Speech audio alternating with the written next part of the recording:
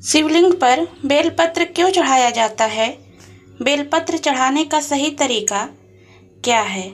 दोस्तों, ऐसा कहा जाता है कि भगवान शिव एक ऐसे देवता हैं जो बहुत ही जल्दी अपने भक्तों पर प्रसन्न हो जाते हैं। धर्म ग्रंथों में भी ऐसा कहा गया है कि भगवान शिव की पूजा में बहुत सारी चीज़ें चढ़ाई जाती हैं, लेकिन सबसे अधिक महत्व बेलपत्र का होता है। बेलपत्र भगवान शिव को अति प्रिय है। बेल के पेड़ की पत्तियों का शिव पूजन में बहुत ही अधिक महत्व है। इस पेड़ की पत्तियां एक साथ 3 की संख्या में जुड़ी होती हैं और इसे एक ही पत्ती माना जाता है। ऐसी मान्यता है कि बिना बेलपत्र के शिव की पूजा पूरी नहीं होती है। शास्त्रों में भगवान शिव को बेलपत्र अर्पित करने की एक विधि बताई गई है।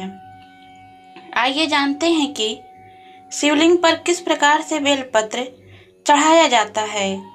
बेलपत्र के तीनों पत्ते त्रिनेत्र स्वरूप भगवान शिव के तीनों नेत्रों को विशेष प्रिय है। अगर आप पूजा के समय बेलपत्र शिवलिंग पर चढ़ाते हैं तो इससे भगवान शिव खुश होते हैं और आपकी सभी मनोकामना पूरी करते हैं।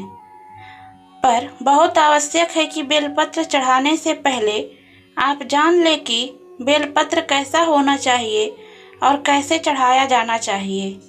बेलपत्र हमेशा 3 पत्तियों में ही होना चाहिए। इन पत्तियों को एक ही माना जाता है। इस बात का भी ध्यान रखें कि बेल की पत्तियां कटी फटी ना हो। ऐसी पत्तियों को खंडित माना जाता है।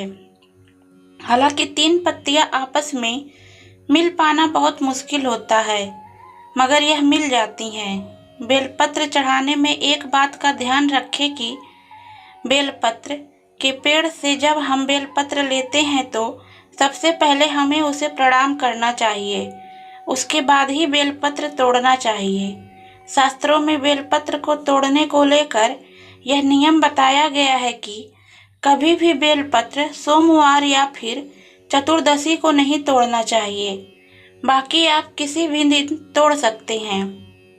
यह बात बहुत कम लोगों को पता होती है।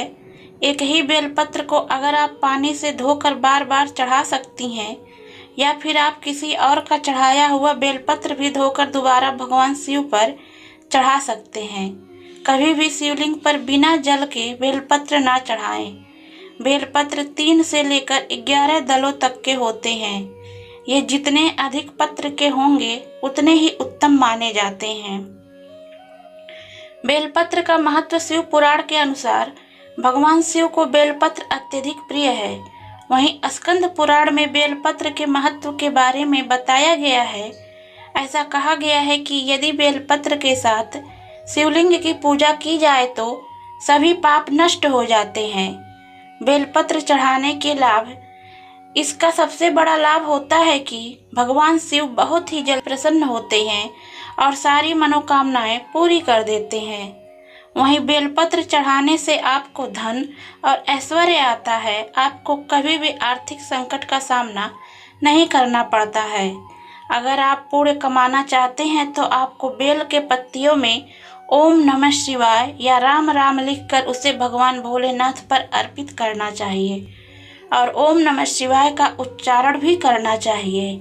शास्त्रों के अनुसार अगर आप रविवार के दिन बेलपत्र की पूजा करते हैं तो आपके सारे पाप खत्म हो जाते हैं। इसी से जुड़ी एक कथा है। एक बार माता पार्वती को बहुत पसीना आ रहा था। तब उन्होंने अपने हाथों से माथे के पसीने को साफ किया। इससे पसीने की कुछ बूंदें मदार पर्वत पर जा गिरी और उन्हीं बूंदों से बेल का निर्माण हुआ।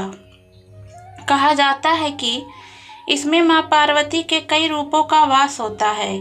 इस वृक्ष की जड़ों में माँ गिरिजा, तने में माँ महेश्वरी, इसकी शाखाओं में माँ दक्षयायनी, बेलपत्र की पत्तियों में माँ पार्वती, इसके फूलों में माँ गौरी और बेलपत्र के फलों में माँ कात्यायनी का वास है।